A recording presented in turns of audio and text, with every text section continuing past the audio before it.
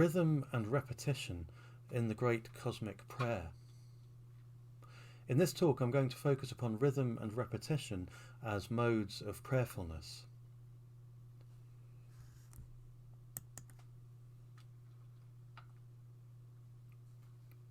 Now, rhythm is governed by number in the sense of numerical cycles. But with cycles in mind, this also speaks of repetition in the sense of repeated cycles that are governed by number. Now, in geometric terms, a cycle inevitably speaks of the circle. The circumference of a circle can be looked upon as never-ending if one traverses its pathway. To move around this cyclical pathway is to circumambulate a singular central point. But most importantly, this central point can also be looked upon as the origin of the circle. Now, such circularity is also reflected in the movements of the planets and the stars in the sky above, here described by the medieval mystic Hildegard of Bingen. The firmament has a revolving orbit in imitation of the power of God, which has neither beginning nor end, just as no one can see where the encircling wheel begins or ends. For the throne of God is God's eternity, in which God alone sits, and all of the living sparks are rays of God's splendour, just as the rays of the sun proceed from the sun itself. And how could God be known to be life, except through the living things which glorify God, since the creatures which praise God's glory have come from God? So in this sense, the circular movement around a circumference enacts a perpetual focus and remembrance of the One, which lies at the origin of all things. And to participate in such a circular movement is for the soul to actively express a desire to remember this origin. In this sense, the circumference is a visible reflection of the circle's hidden central point. And in a similar way, it can be said that prayer is the conscious mode of being. And with a clock face in mind, time is a moving image of eternity, in the sense that the clock hands mark out each new moment of time, although they're only sequentially expressing the simultaneity that is forever known by the clock's hub, which is itself outside of the cycle of time, and therefore rooted in the timeless, yet also at the very heart of the cycle.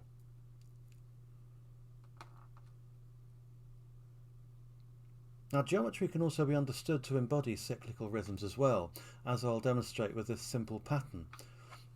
Now, this image shows a 12-pointed star, and if we were to move around this circumference that contains the 12-pointed star, we'd have a rhythm of 12 beats. So, for instance, 1, 2, 3, 4, 5, 6, 7, 8, 9, 10, 11, 12. Right, let's add an 8-pointed star to this rhythm of 12. Now, as you can see, 4 of the star points on the 8-pointed star, the ones with the red dotted lines coming from them, they coincide with points that are in the 12-pointed star, whereas the other 4 points of the 8-pointed star, they don't coincide with the 12-pointed star, but they do fall directly halfway in between pairs of points on the 12-pointed star. So, as a result of this, as a result of the visual concordance, they'll inevitably create a rhythmic concordance as well, in the sense that they'll both join together in one pattern and harmonise with one another. Right, here is the rhythm of 12. 1, 2, 3, 4, 5, 6, 7, 8, 9, 10, 11, 12. Now I'll bring in the 8 with a different sound. 1, 2, 3, 4, 5, 6, 7, 8, 9, 10, 11, 12. 1, 2, 3, 4, 5, 6, 7, 8. So in this sense we can see the rhythm, but we can also hear the geometry at the same time, because they're two different ways of experiencing rhythmic numerical patterns that are governed by numbers that fit together into a harmonious pattern.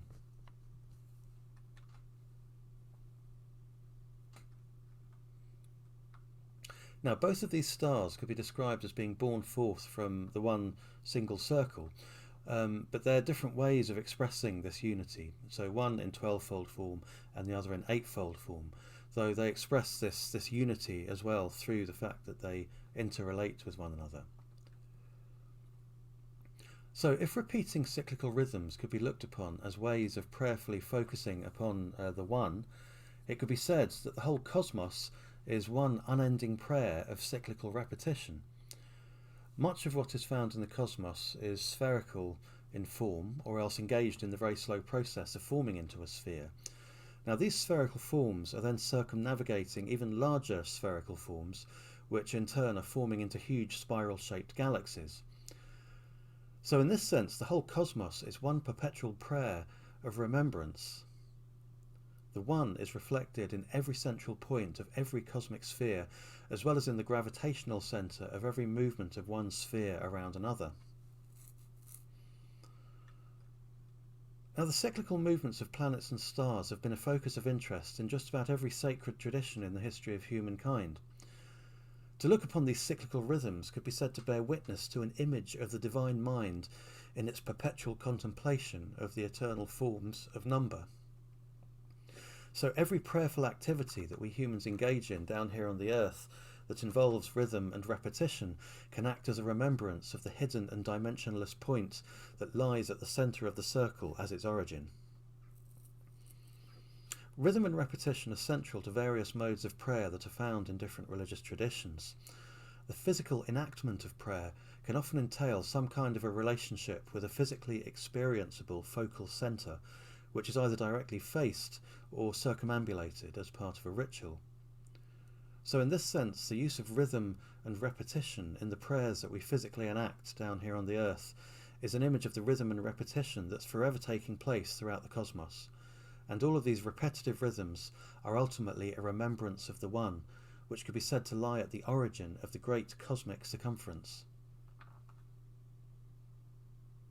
Now, in my first presentation, I talked about a particularly striking example of cosmic rhythm and repetition in the form of the Venus pentagram. Now, what you're looking at here in this diagram is the Venus pentagram if understood from a geocentric perspective. So Earth is still at the centre. So the way to imagine this is if you're floating above planet Earth as Earth goes around the Sun, so Earth appears to be fixed and unchanging in its position. The curved lines that you've got creating the five-fold pattern, that is the way that Venus moves in relation to Earth if you're looking from a geocentric perspective. Now, an equivalent thing would happen if you were floating above planet Venus, and so you had a Venus-centric perspective. The curved lines would be how Earth would move in relation to you on Venus.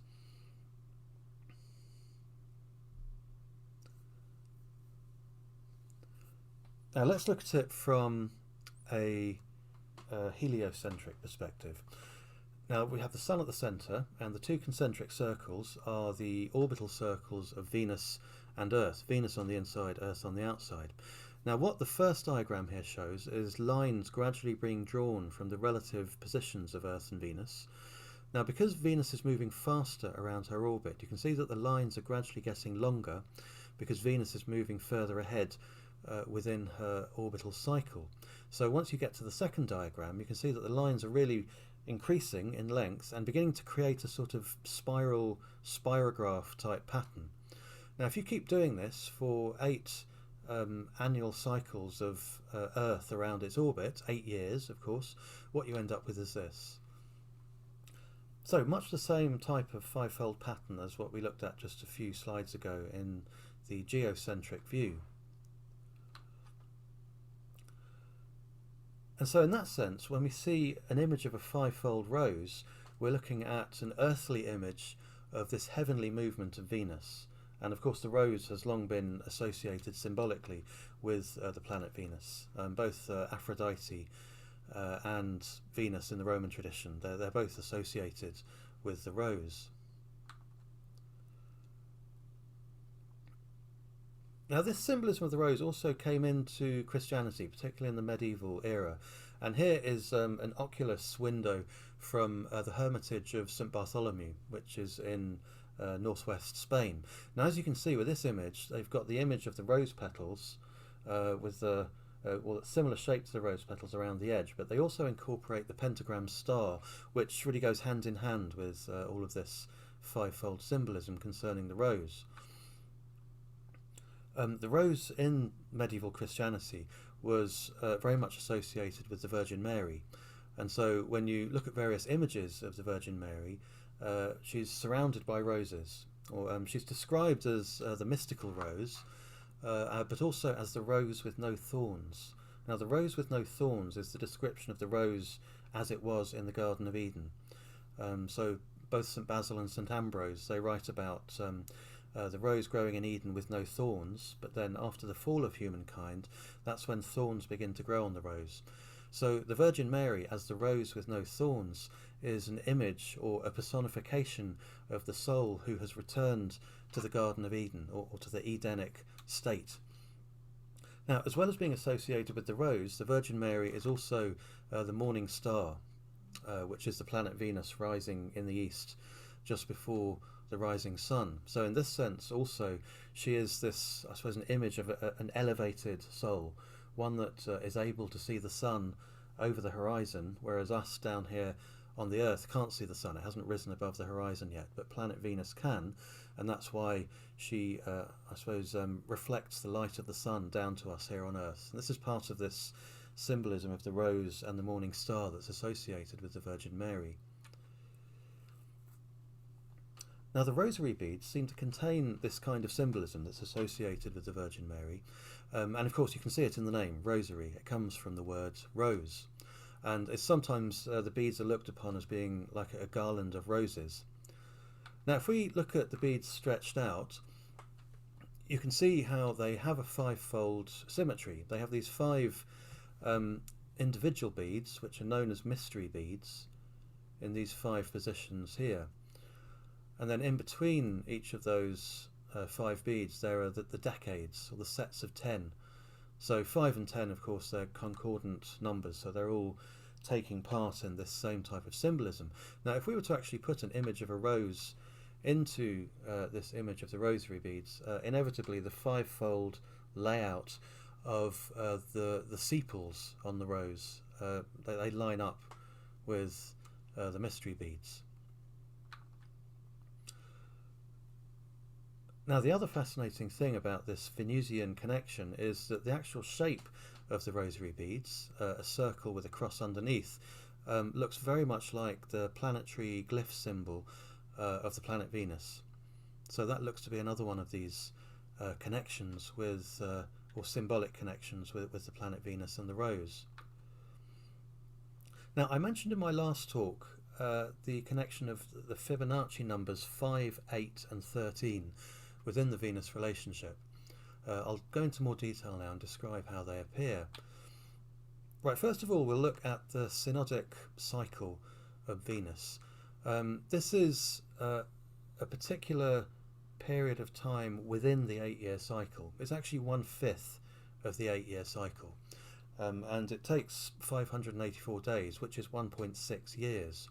So if you were to multiply 1.6 by 5, then you'd get 8 years. So that's how it works. You get 5 of these synodic periods over the course of the 8-year cycle. Now, what you're looking at, this image of concentric circles, the most outward circle is Earth's orbital circle. The next one in, which has the numbers next to it, that's Venus's orbit. And then the next circle in is Mercury, which we're not looking at this time. And in the middle, that circle in the middle with the dot, is the Sun. Now, these dotted lines, which are going from the Earth and tangenting the circle of the Sun, we need to look upon them as being, I suppose, the field of vision within which Earth can see Venus. So Earth can't see Venus when Venus is within those dotted lines, because if you think about it, in the foreground where the number 8 is written, that's when Venus is passing in between Earth and the Sun. So obviously we can't see Venus then, because the glare of the Sun means that we can't see her. And when Venus passes behind the Sun, where the number 50 is, that obviously, because she's passing behind the Sun, we can't see her then either. But on either side, where is written the 263, they're the two places where we can see Venus during her orbital cycle. Because as she's moving faster than us, she keeps on moving fast around the circle. So for instance, when she passes between Earth and the Sun, that takes 8 days where we no longer see her. Then as she moves out on the right hand side and starts to move around this part of the circle for 263 days in total, that's when she's the morning star, or that's when we see her just before the sunrise. Now at the end of that 263 day period of time, she passes behind the Sun, and that takes 50 days where we don't see Venus anymore. And then after that she reappears, but this time in the evening as the evening star, and that takes another, well, that lasts for another 263 days before going back to the 8-day cycle again. So these numbers, if you add them together, 8 days of the passing between Earth and Sun, then 263 days as the morning star, and the 50 days passing behind the Sun, and the 263 days as the evening star, that adds up to 584 days, which is 1.6 Earth years. Now if we look at this within Fibonacci numbers, I just want to point out these particular numbers to you here, 5, 8, 13. Now I talk about Fibonacci numbers in my first talk, so that gives a bit more details as to how they work. But I just want to point out here these three numbers and how they figure within the Earth-Venus relationship. Now already you can see 1.6, that is the result of 8 divided by 5. So 8 years divided into those 5 synodic periods inevitably means that you get the 1.6 years as a result of that. Now the other thing about 5 and 8 is that if you think about it, it's a pentagram or a 5-fold symmetry that's being formed, and it takes 8 Earth years to occur. But 8 Earth years are virtually identical to 13 Venus years. So in the amount of time it takes for Earth to go around the Sun 8 times, Venus will have gone around the Sun 13 times, almost exactly. It's just very slightly off. Now let's look at these numbers more closely. Now this is the amount of our Earth days that it takes for Venus to go around the Sun, 224.7. And here is the annual cycle of Earth, 365 and a quarter days. So if you take Earth and divide by Venus, you get 1.6255, which is virtually identical to 13 divided by 8, which is 1.625. So there's how the 13 and the 8 figure within the relationship as well. So if we now take Venus multiplied by 1.625 gives 365.14.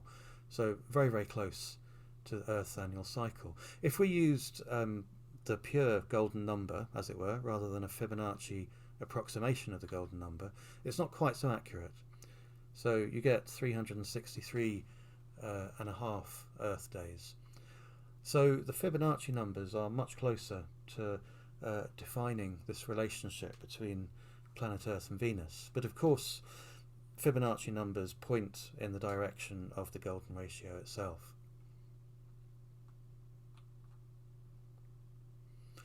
Now we're going to look at this in relation to an actual movement exercise, a walking exercise that I've got people doing in a film.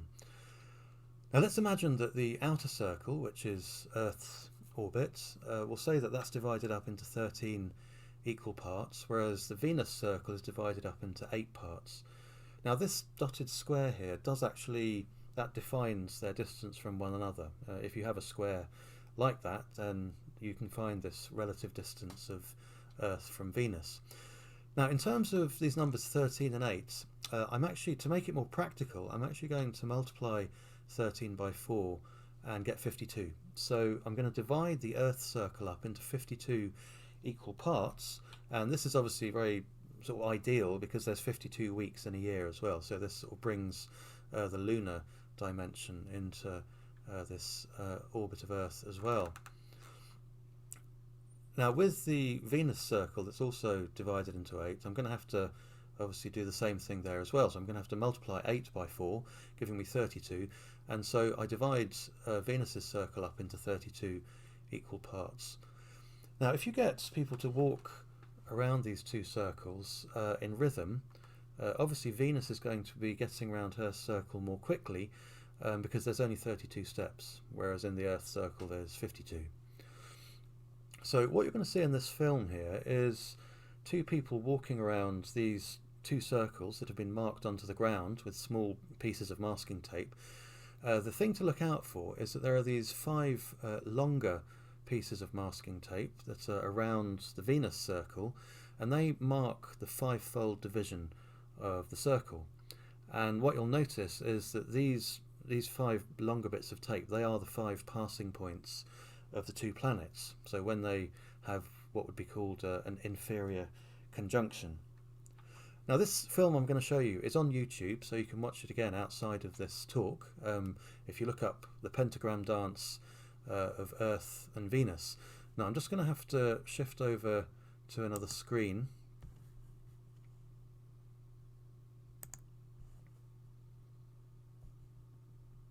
And I'll share the sound as well. So you can see here are the longer pieces of masking tape. There's one there as well, just where they're beginning from, and one here, and then a 5th one up here.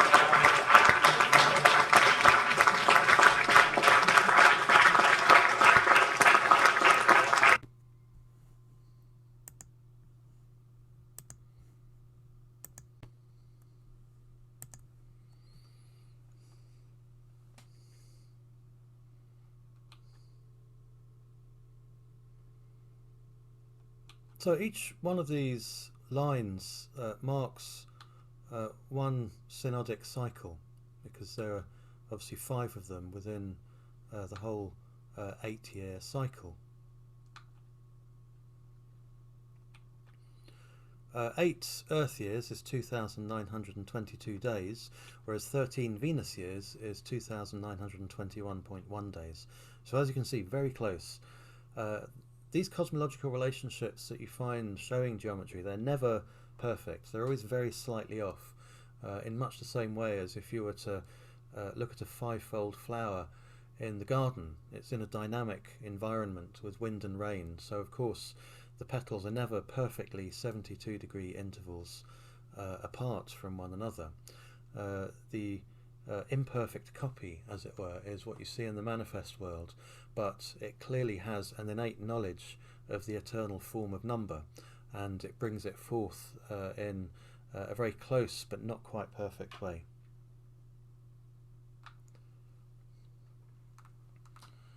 Now, in various different cultures over a long period of time, the planet Venus has been associated with love, and one could perhaps also recognise that the generation of nature's fertility and greenness is the manifesting of such love, or in the words of the Italian poet Dante, the love that moves the sun and the other stars. But the greenness of the natural world is also a direct consequence of a plant's interaction with light, in the sense of photosynthesis. And the planet Venus, as the morning star, is also the herald of the sun's light, because she reflects the supernal light of the sun down to us here on Earth, greening the soul so that the morning star will rise in our hearts. Now, another aspect of this great and prayerful cosmic dance is the interaction of the moon. 8 years also happens to be almost exactly 99 lunar cycles. Now, as you can see from there, 2,923.5 days. It's just a day and a half over. Now, this in ancient Greece was known as the octiteris, the 8-year cycle, and it governs the occurrence of the Olympics. So you'd actually have lunar distances between the Olympics. Rather than being 4 solar years, there'd be a 49 moon gap, and then you'd have the Olympics, and then you'd have a 50 moon gap of just over 4 years. And so that was it was this lunar rhythm that governed the occurrence of the Olympic Games. Now, with the number 99 in mind, and this sort of occurrence of 99 within the Venus pentagram cycle, this brings us to the Islamic prayer beads, sometimes called the misbah, or sometimes a tasbih. Now, the focal number of beads is generally 99. So, for instance, the one on the left, which has 33 beads, would be counted around 3 times, and so you'd have the 99. There are all sorts of variations, but the most predominant number in the beads is 99. That's really the focal number. So if we think of this Venus pentagram cycle of 8 Earth years, and again, how I said, it's 2,922 days, the 99 synodic lunar cycles that take place, it's 29.53 days. That's the lunar phase, so that rhythm that we see going from full moon to waning moon to new moon and up to waxing moon, up towards the full moon again. 29.53 days, and if you multiply that by 99, you get pretty much the 8-year cycle. So this lunar number is clearly there within the Islamic prayer beads. But interestingly, of course, when you look at the Christian prayer beads, they accord with the Venusian numbers, but it's all the same 8-year cycle. So you could say that there's an underlying cosmological likeness with these 2 different sets of prayer beads from different religious traditions. So if you can imagine that if the actual ring of beads, or if the circle of beads is the 8-year cycle, then you go around 99 lunar periods on the Islamic beads, whereas with the Christian beads you could say that each fifth of that circle of beads is like one of the 5 synodic cycles that takes place within the 8 years. Now, interestingly, these prayer beads, both of them, are also associated in each religious tradition with a significant female figure, indeed a significant mother figure. In the Islamic tradition, Fatima Zahra is associated with the Misbah, the Islamic prayer beads. This is a Persian miniature painting of Fatima Zahra being given to Ali in marriage by the Prophet Muhammad. And in the Christian tradition, as I've already mentioned, the rosary beads are associated with the Virgin Mary, Mother of Christ. So in one sense you could say that there appears to be this lunar association with Fatima Zahra and a Venusian association with the Virgin Mary, but you can also turn the whole thing around the opposite way as well, because there's also an association of the number 5 with Fatima Zahra. The Hand of Fatima, which is a really old Middle Eastern talisman, pre-Islamic, pre-Christian, pre-Jewish, but it's used in all 3 traditions. And it's called khamsa, the Arabic word for number 5. And there's all sorts of 5-fold symbolism that goes with it. So Fatima Zahra also has this, I suppose you could say, symbolic Venusian association as well. And indeed her the epithet Zahra is connected to the Arabic word for the planet Venus, which is a Zuhra. It has the same 3-letter root. Zahra often means princess, flower, or radiant, the shining one. And so you can see it has this similar quality to the morning star, the emitting of light, as it were. Now with 99 and the 99 plus 1, 99 plus 1 comes into Islam as the 99 attributes of God, plus the one ineffable name, the unknowable attribute, or the unknowable essence of God.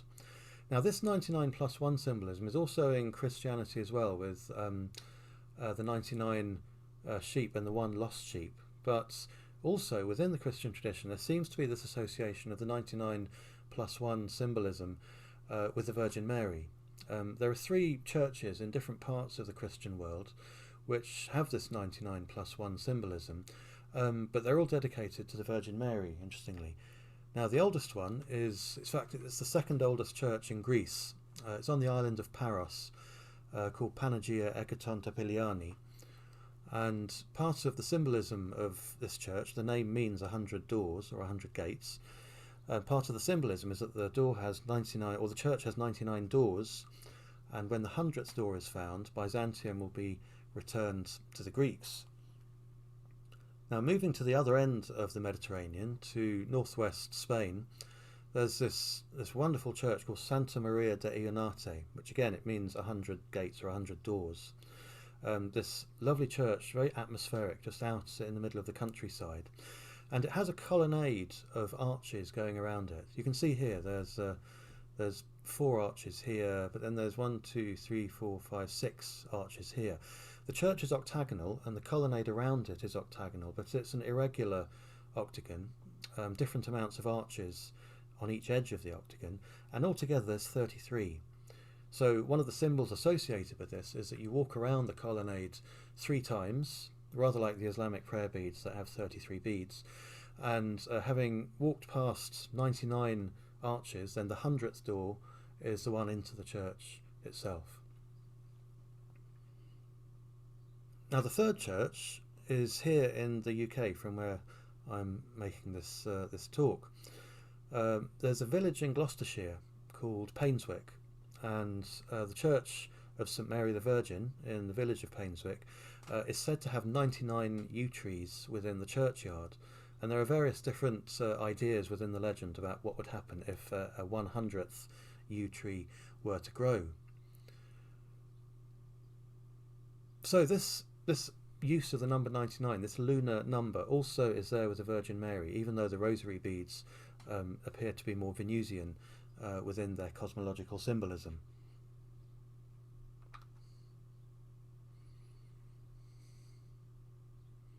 Now, I mentioned earlier that one of the various similarities that exists with the Virgin Mary and Fatima Zahra is that they're renowned for their role as a significant mother.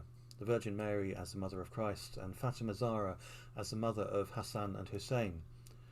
Now, with the mother in mind, we can perhaps finish again with the theme of greenness and the month of May, which, as I mentioned, is in the first talk, is also the month of the Virgin Mary, as well as also being the 5th month of the annual cycle. Now, May is named after Maia, the Greek and Roman goddess of spring, in the sense that she gives birth to the greenness of springtime. The word Maia is in fact also the Greek word for midwife. So through the rhythmic and repetitive contractions of childbirth, Maia's greenness is born forth and rises up in the ascendant half of the annual cycle as a reaction to the illuminating light of the sun, before falling down again into the deathly darkness of winter, out of which it will be born again once more in the following year. However, this encircling circumference, this rhythmic and repetitive cycle of the seasons, can be looked upon as an external image of the unchanging centre about which any cycle turns. So what if such greenness could actually be born forth from within us into an eternal spring, much like the evergreen tree that has escaped the endless cycle of death and rebirth and stands in a state of perpetual green life? What if the soul returned to a virginal state of emptiness, so as to give birth to the morning star which never sets,